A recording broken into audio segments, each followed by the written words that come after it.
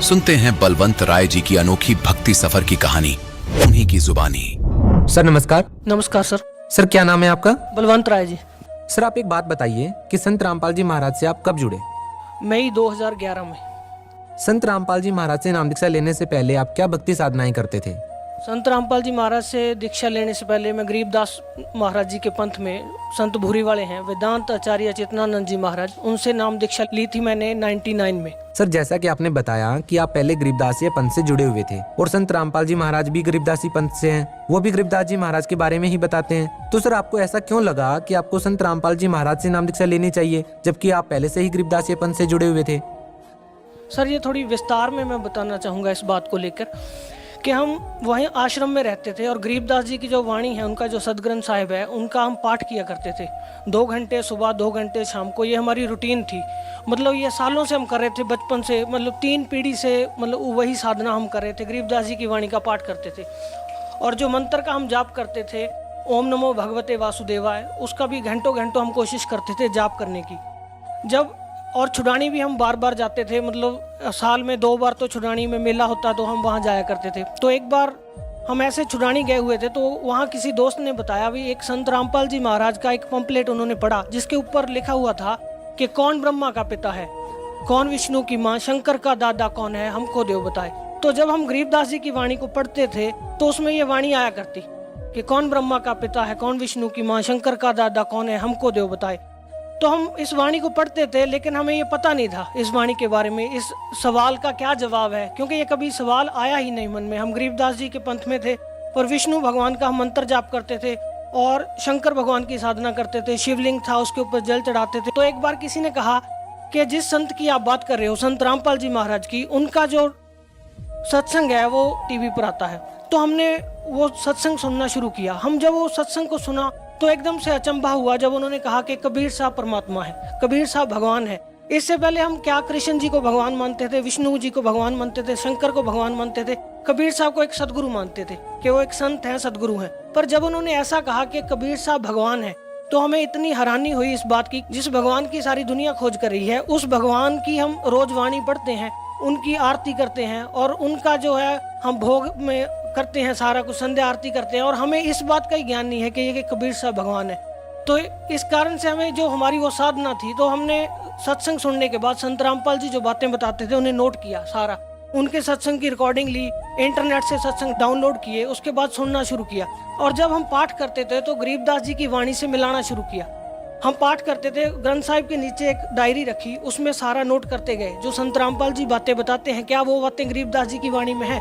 तो as it is वो बातें सारी की सारी उस वाणी में हमने पाई। और जो हम क्रिया कर रहे थे इससे पहले जो हमारी साधना थी वो बिल्कुल भी उस वाणी से मेल नहीं खा रही थी। जैसे हम हरिद्वार जाते थे, गंगा स्नान करते थे और परमात्मा वाणी में कहते थे कि पर भी लेने जात है दुनिया और हमरा ज्ञान किने ना सुनिया, और हम वही परबियां लेने जाते थे, वहाँ पे महाकुंभ कुंभ नहाने जाते थे और ये मूर्ति की पूजा करते थे, शिवलिंग की पूजा करते थे, ये सारा उसमें मना कर रखा था। और बार बार गरीबदास जी वाणी में भेद देते थे कि कोई वास्तविक मंत्र है, एक निज नाम है, वो खास नाम है, उस नाम की हमें जानकारी नहीं थी। हम वही मंत्र जाप कर रहे थे जो शास्त्र विधि त्याग के मनमाना आचरण था। तो जब हमने ये संत रामपाल जी महाराज का सत्संग सुना और उसे गरीबदास जी महाराज जी की वाणी से मिलाया तो एकदम से झटका लगा। तो जैसे हमारी दिनचर्या क्या थी, हम वहीं आश्रम में ही रहते थे, सिर्फ खाना खाने के लिए घर जाते थे और वापस आश्रम में आ जाते थे। तो इसके पीछे मान बढ़ाई भी बहुत थी हमारे साथ कि हम वहाँ पे जुड़े हुए हैं इतने साल से। पारिवारिक समस्याएं भी ऐसी थी कि कई पीढ़ी से चल रहे हैं, उस मतलब समाज में से निकल पाना बड़ा मुश्किल था। पर परमात्मा ने दया करी, संत रामपाल जी महाराज ने, कि ये ज्ञान हमें समझ में आ गया और ये बात मन में बैठी कि इस चौधर का हम क्या करेंगे कल को। मतलब जैसे गरीबदास जी वाणी में कहते थे कि कूक कर शुक कर खर कीजिएगा, छोड़ सकल बद फैला, कल को जानवर बनेंगे, पशु बनेंगे, तो ये हमारी मान बढ़ाई, ये साधना नकली जो हम करें किस काम आएगी। तो इसके कारण हमने वो साधना त्याग दी और संत रामपाल जी महाराज का ज्ञान सुना। आश्रम में जब हम गए, जब गुरुजी ने प्रथम मंत्र दिया, संत रामपाल जी महाराज ने प्रथम नाम जब दिया तो इतना मतलब दिमाग में खटका कि हमने हजारों बार, लाखों बार गरीबदास जी की वाणी में ये मंत्र पढ़े थे और हमें ही ज्ञान नहीं हो सका कि ये वो वास्तविक मंत्र है। क्योंकि संत रामपाल जी महाराज अपने सत्संग में बताते हैं कि गुरु बिन काहू न पाया ज्ञाना, जो थो था बुस छड़े किसाना। गुरु के बिना ये ज्ञान नहीं हो सकता और वो वास्तविक संत, वो सदगुरु हमें मिले नहीं थे।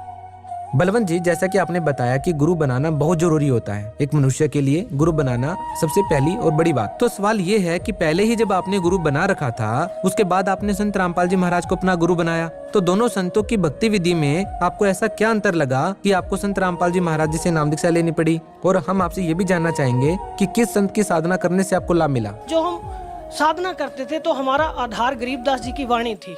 जो हमारा आधार था, मेन था, वो ग्रंथ साहिब गरीबदास जी का था। और जब हम अपनी भक्ति विधि को उनके साथ मिलाते हैं, जैसे हमारे जो मंत्र हैं, तो अगर गरीबदास जी ने इतनी वाणी लिखी है, इतना बड़ा ग्रंथ साहिब उन्होंने लिखा है, तो क्या ये 5 अक्षर जो है ओम नमो भगवते वासुदेवा, तो वो उसमें लिख सकते थे। तो हमने मिलाया। मतलब ऐसा नहीं है कि एक दिन में ये फैसला ले लिया, भाई आज इनको छोड़ दो, वहां चले जाओ, ऐसा नहीं। मतलब 8-9 महीने तक हमने उसका खोज किया पूरा। उसमें जब देखा, मिला के देखा, तो कहीं भी ये मंत्र नहीं पाए। और जो साधना गरीबदास जी बताते थे, इन ब्रह्मा विष्णु महेश तक का जो बताते थे, इन सतलोक का जो वर्णन बताते थे, वो हमने इतने सालों में, मतलब 12 साल तक हमने वो पुरानी साधना की। तो 12 साल में हमें कभी उस ज्ञान की, जैसे कहते हैं, छींट भी नहीं लग सकी। हमें पता ही नहीं चल सका कि ऐसा भी कोई ज्ञान है।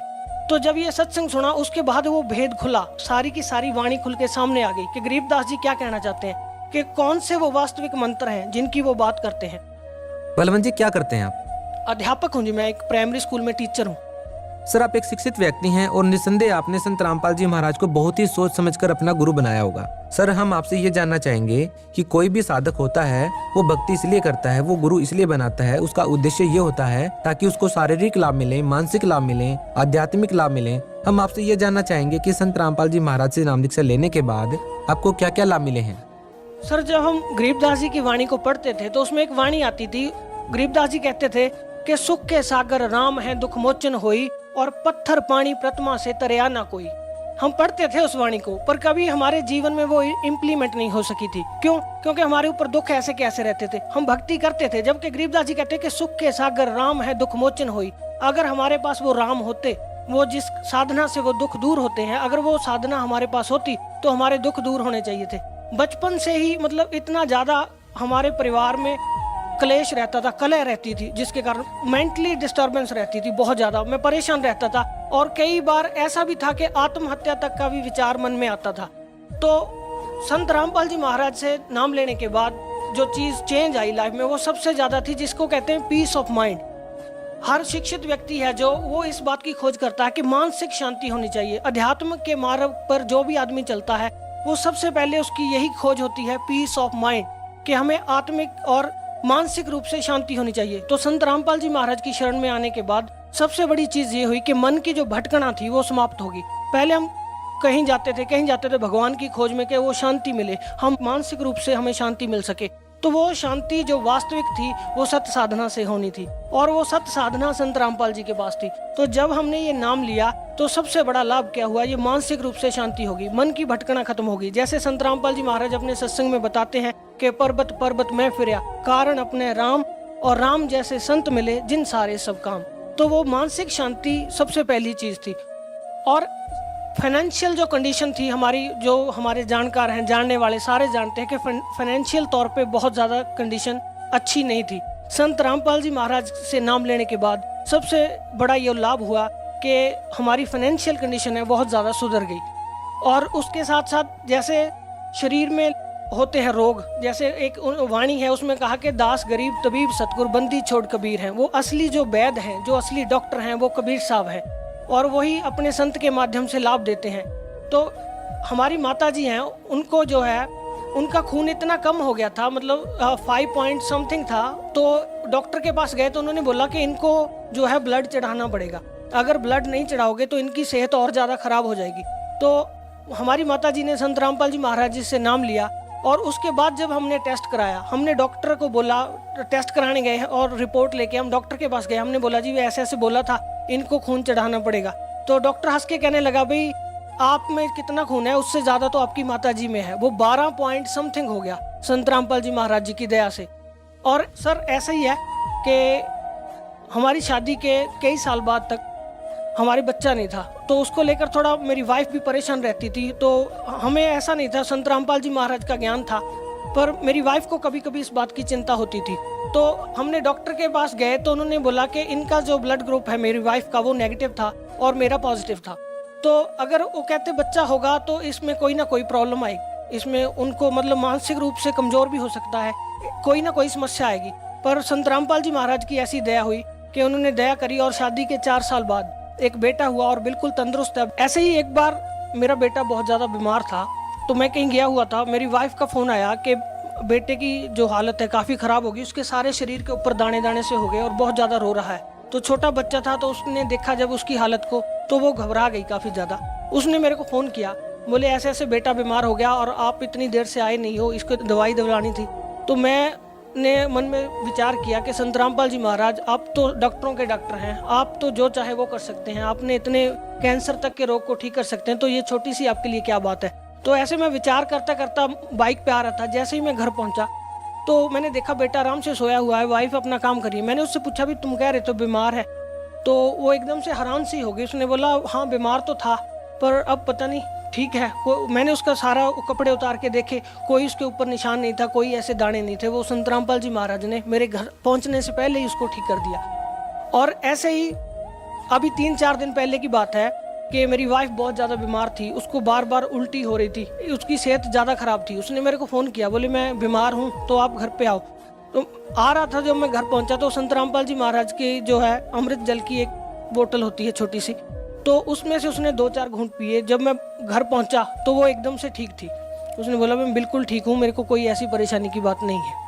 सर, अगर यदि ये कहा जाए कि सभी बाबा एक जैसे होते हैं, तो आप लोगों को कैसे समझाएंगे कि संत रामपाल जी महाराज उन अन्य बाबाओं से बिल्कुल अलग हैं? सब बाबा एक जैसे नहीं होते, क्योंकि जैसे संत रामपाल जी महाराज जो ज्ञान देते हैं उस ज्ञान से निर्णय होता है। संत और असंत की जो पहचान है वो उनके भेष से, उनके बोलने चालने के ढंग से नहीं होती। जैसे शेर की पहचान उसकी गर्जना से होती है, ऐसे ही संत की पहचान उसके ज्ञान से होती है। अगर आप बाकी बाबाओं और संत रामपाल जी महाराज के ज्ञान की तुलना करके देखेंगे तो आपको फर्क समझ में आ जाएगा। सबसे बड़ी चीज़ है वो शिक्षा है। आज का जो समय है उसमें जो शिक्षा है ये सबसे बड़ी चीज़ है।